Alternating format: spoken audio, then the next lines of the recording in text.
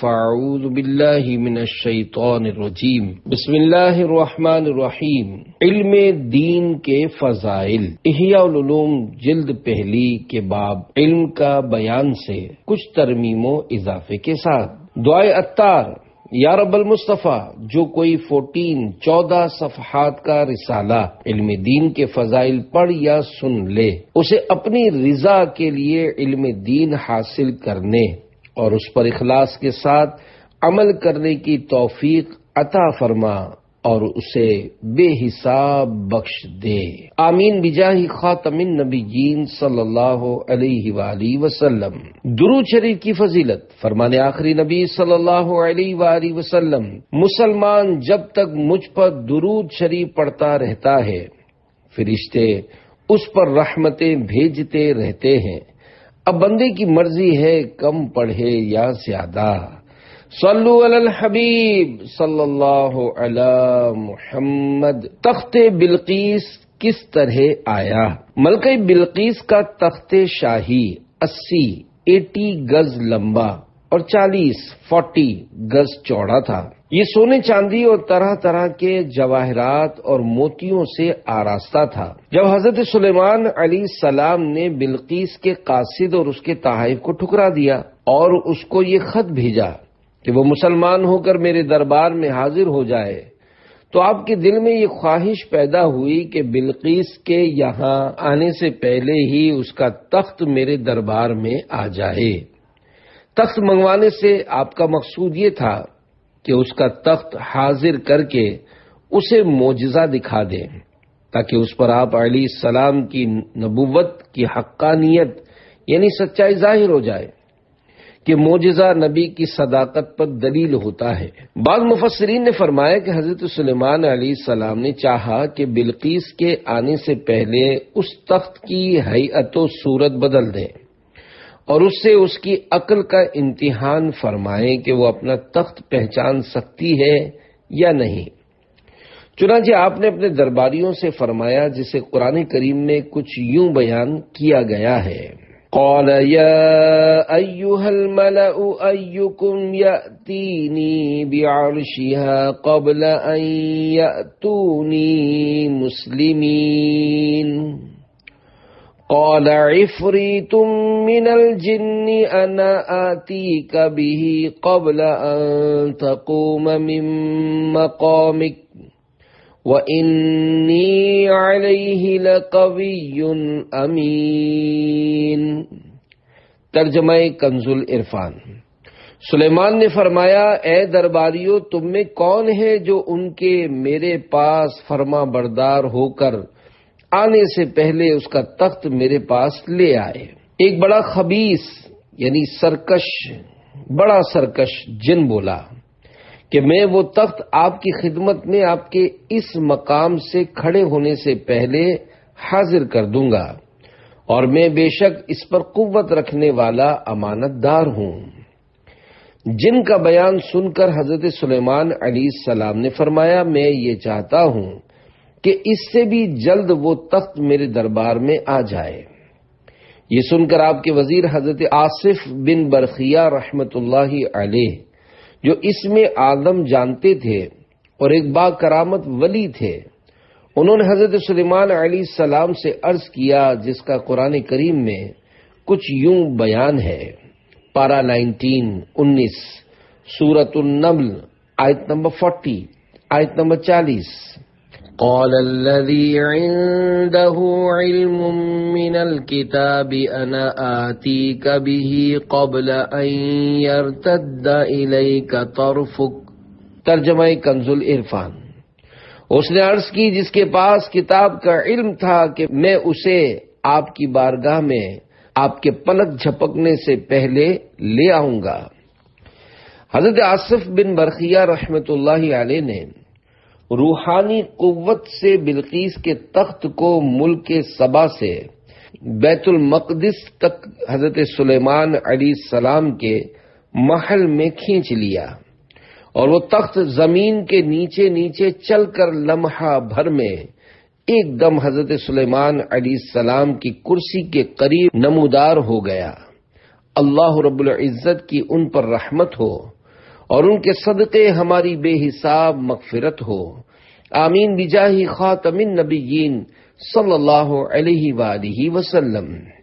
صلو علی الحبیب صلی اللہ علی محمد۔ پیارے پیارے اسلامی بھائیوں، جہاں اس واقعے میں حضرت آصف بن برخیہ رحمۃ اللہ علیہ کی کرامت کا بیان ہے، وہیں قرآن کریم میں آپ کے با کمال ہونے کی خصوصیت علم بیان ہوئی۔ علم دین بڑی افضل عبادت ہے۔ جیسا کہ حضرت عبداللہ بن مبارک رحمۃ اللہ علیہ سے پوچھا گیا کہ انسان کون ہے؟ فرمایا علماء۔ پھر پوچھا گیا بادشاہ کون ہے؟ فرمایا پرہیزگار۔ پھر پوچھا گیا گھٹیا لوگ کون ہیں؟ فرمایا جو دین کے بدلے دنیا حاصل کرتے ہیں۔ امام محمد بن محمد غزالی رحمۃ اللہ علیہ اس قول کے تحت فرماتے ہیں، حضرت عبداللہ بن مبارک رحمۃ اللہ علیہ نے غیر عالم کو انسانوں میں شمار نہ کیا، کیونکہ علم ہی وہ خصوصیت ہے جس کی وجہ سے انسان تمام جانوروں سے ممتاز ہوتے ہیں۔ لہذا انسان اس وصف کے ذریعے انسان ہے جس کے باعث اسے عزت حاصل ہوتی ہے۔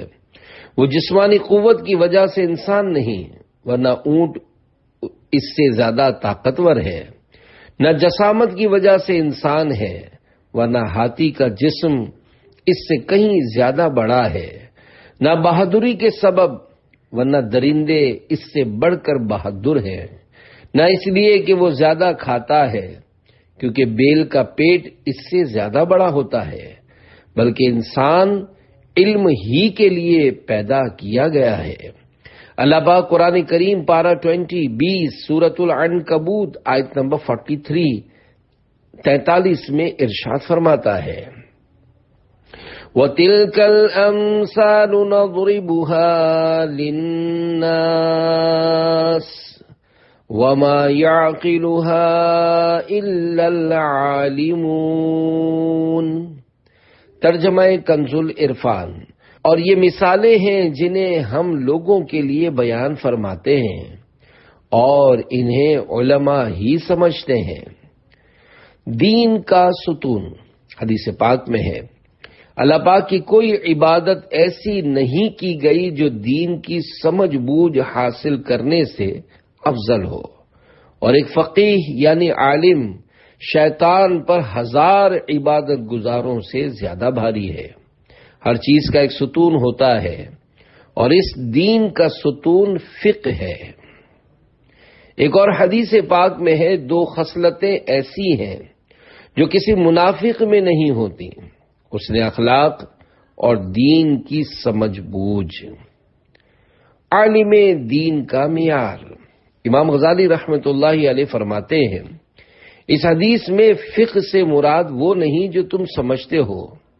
فقیہ کا کم سے کم درجہ یہ ہے کہ وہ اس بات کا یقین رکھے کہ آخرت دنیا سے بہتر ہے، اور اگر اس پر اس بات کی معرفت سچی اور غالب ہوگی تو اس کی برکت سے وہ نفاق اور ریا سے پاک ہو جائے گا۔ لقمان حکیم کی وصیت۔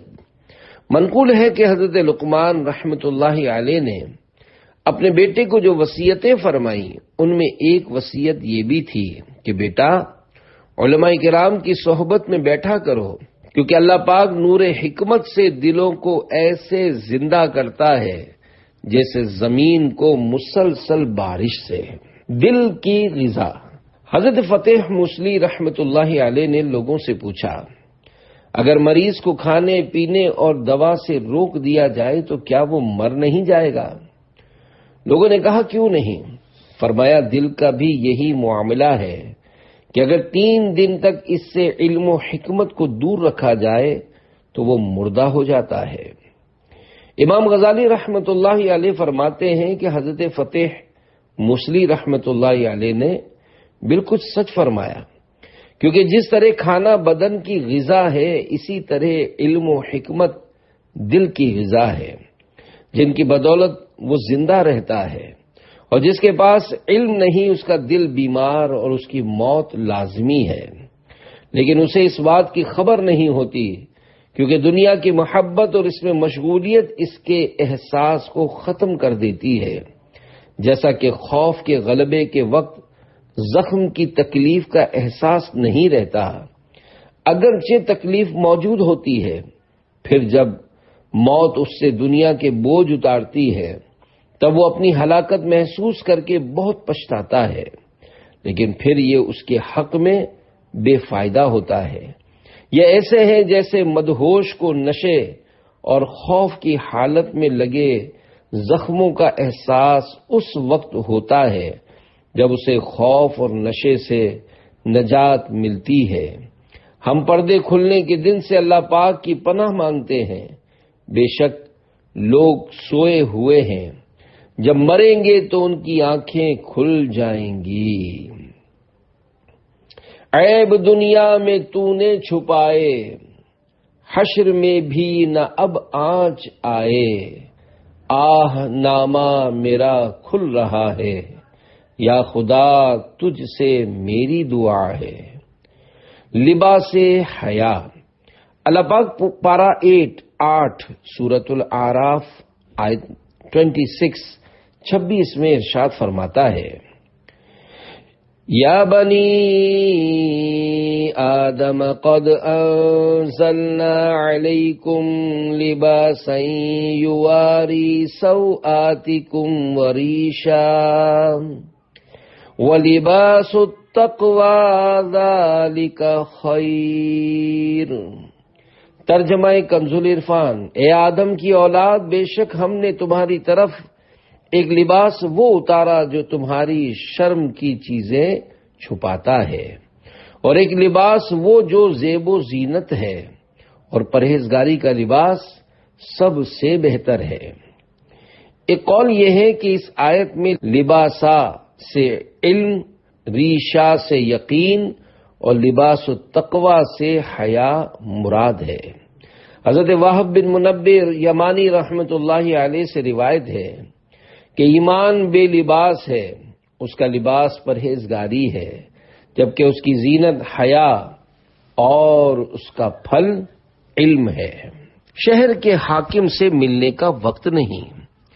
عظیم تابعی بزرگ حضرت سالم بن ابو جعد رحمت اللہ علیہ بیان کرتے ہیں کہ مجھے میرے مالک نے 300 درہم میں خرید کر آزاد کر دیا، تو میں نے سوچا کہ اب کون سا پیشہ اختیار کروں۔ بالآخر علم دین حاصل کرنے میں مشغول ہو گیا۔ ابھی سال بھی نہیں گزرا تھا کہ شہر کا حاکم مجھ سے ملنے کے لیے آیا، لیکن میں نے اسے اجازت نہ دی۔ ایک بزرگ کا فرمان ایسے معاملے پر کیا خوب صادق آتا ہے۔ چنانچہ حضرت ابو اسود رحمت اللہ علیہ نے فرمایا، علم سے بڑھ کر عزت والی چیز کوئی نہیں۔ بادشاہ لوگوں پر حکومت کرتے ہیں، جبکہ علماء بادشاہوں پر حکومت کرتے ہیں۔ فضیلت کا لغوی اور اصطلاحی معنی، امام غزالی رحمت اللہ علیہ فرماتے ہیں کہ لفظ فضیلت فضل سے لیا گیا ہے، اور فضل زیادہ ہونے کو کہتے ہیں۔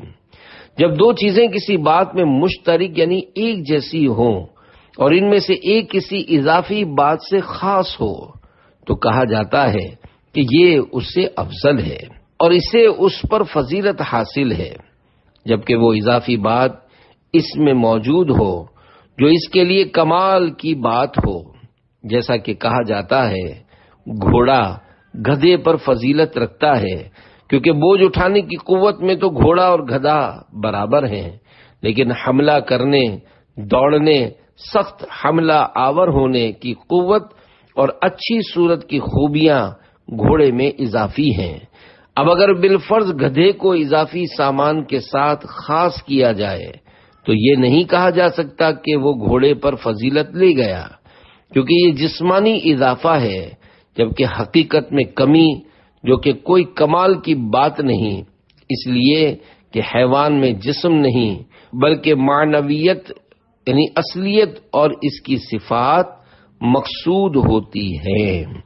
مزید فرماتے ہیں علم کو اپنی ذات کے اعتبار سے کسی کی طرف اضافت کیے بغیر مطلقاً فضیلت حاصل ہے، کیونکہ یہ اللہ پاک کا وصف کمال انبیاء کرام اور ملائکہ اعظام علیہم السلام کا شرف ہے۔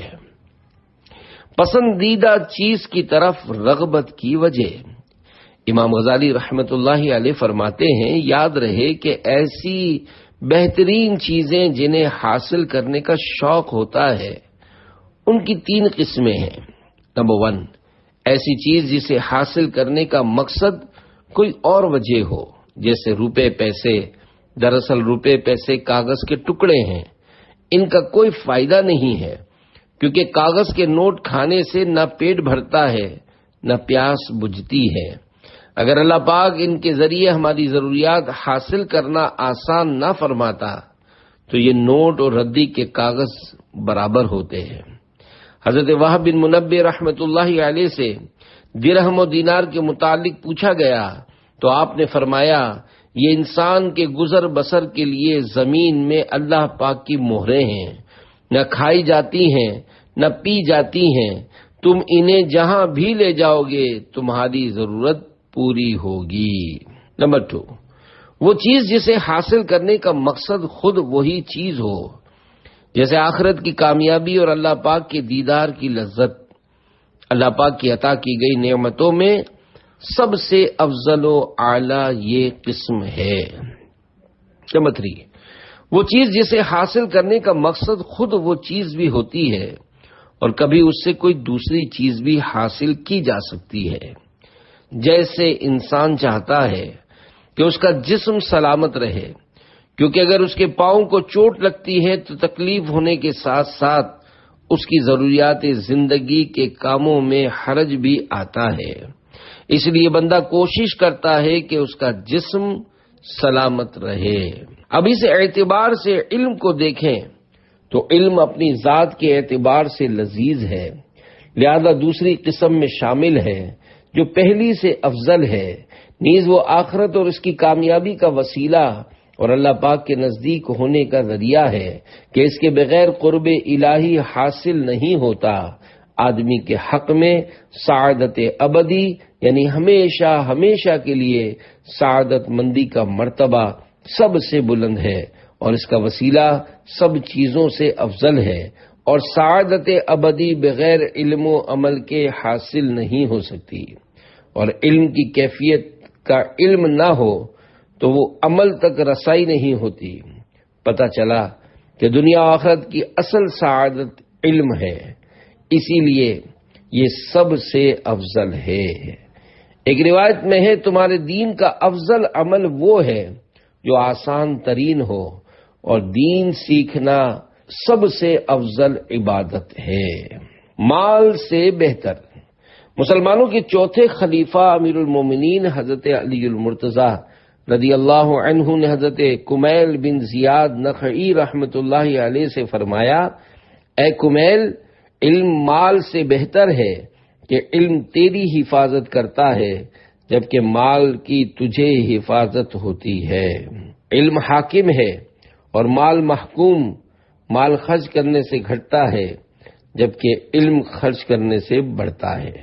مزید فرمایا، رات بھر عبادت کرنے والے، دن بھر روزہ رکھنے والے مجاہد سے عالم افضل ہے، اور عالم کی موت سے اسلام میں ایسا رکھنا یعنی گیپ پڑتا ہے جسے اس کے نائب کے سوا کوئی سوالی نہیں بھر سکتا۔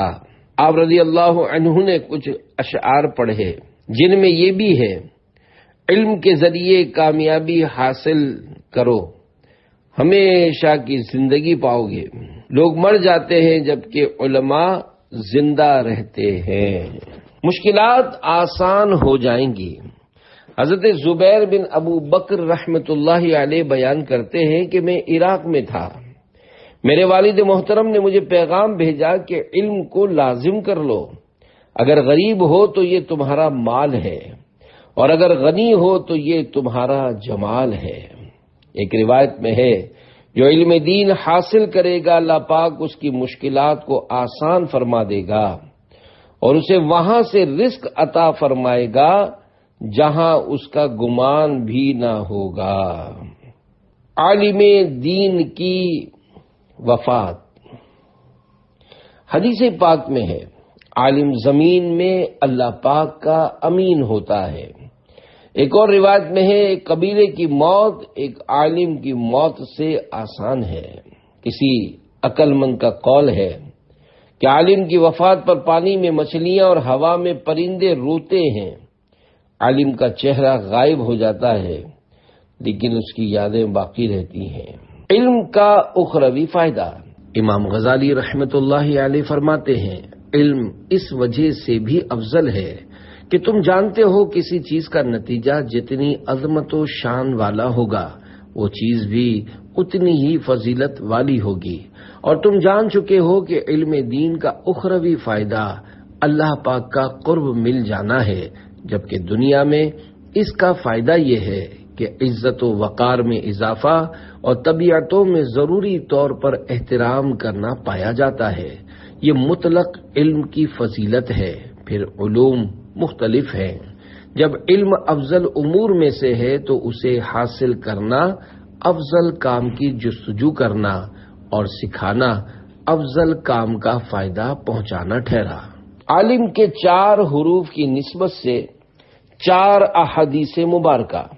نمبر 1، وہ عالم دین بہت اچھا ہے، اگر اس کی ضرورت پڑے تو نفع پہنچا دے، اگر اس سے بے پرواہی ہو تو اپنے آپ کو بے نیاز رکھے۔ نمبر 2، عالم اور عابد کے درمیان 100 درجے ہیں اور ہر 2 درجوں کے درمیان اتنا فاصلہ ہے جتنی مسافت سدھایا ہوا عمدہ گھوڑا 70 سال تک دوڑ کر طے کرتا ہے۔ نمبر 3، حدیث پاک میں ہے مومن عالم مومن عابد پر 70 درجے زیادہ فضیلت رکھتا ہے۔ نمبر 4، بارگاہ رسالت میں عرض کی گئی یا رسول اللہ صلی اللہ علیہ وآلہ وسلم افضل عمل کون سا ہے؟ پیارے مصطفیٰ صلی اللہ علیہ وآلہ وسلم نے ارشاد فرمایا العلم باللہ۔ عرض کی گئی یا رسول اللہ صلی اللہ علیہ وآلہ وسلم آپ کون سا علم مراد لیتے ہیں؟ ارشاد فرمایا اللہ پاک کی ذات کا علم، یعنی اللہ پاک کی معرفت یعنی پہچان کا علم۔ عرض کی گئی ہمارا سوال عمل کے متعلق ہے، جبکہ آپ صلی اللہ علیہ وآلہ وسلم علم کا ارشاد فرما رہے ہیں۔ ارشاد فرمایا اللہ پاک کی ذات کا علم ہو تو تھوڑا عمل بھی فائدہ دیتا ہے، اور اگر یہ نہ ہو تو زیادہ عمل بھی فائدے سے خالی ہوتا ہے۔ دنیا و آخرت کی بھلائی سے کیا مراد ہے؟ عظیم تابعی بزرگ حضرت حسن بصری رحمت اللہ علیہ اس ارشاد باری تعالی پارہ 2 سورہ بقرہ آیت نمبر 201 ربنا آتنا فی الدنیا حسنة وفی الآخرة حسنة وقنا عذاب النار۔ ترجمہ کنز العرفان، اے ہمارے رب ہمیں دنیا میں بھلائی عطا فرما اور ہمیں آخرت میں بھی بھلائی عطا فرما اور ہمیں دوزخ کے عذاب سے بچا۔ کی تفسیر میں فرماتے ہیں دنیا میں حسنتاً سے مراد علم و عبادت ہے، جبکہ آخرت میں اس سے مراد جنت ہے۔ علم دین کی فضیلت پر مشتمل اقوال بزرگان دین۔ نمبر 1، مسلمانوں کے دوسرے خلیفہ امیر المومنین حضرت عمر فاروق رضی اللہ عنہ نے فرمایا اے لوگو تم پر علم حاصل کرنا لازم ہے، بے شک اللہ پاک کی ایک چادر محبت ہے، اور جو علم کا ایک باب حاصل کر لیتا ہے اللہ پاک اسے وہ چادر پہنا دیتا ہے۔ نمبر 2، حضرت عبداللہ بن مسعود رضی اللہ عنہ نے فرمایا علم سیکھو اس سے پہلے کہ اٹھا لیا جائے، اور علم کا اٹھایا جانا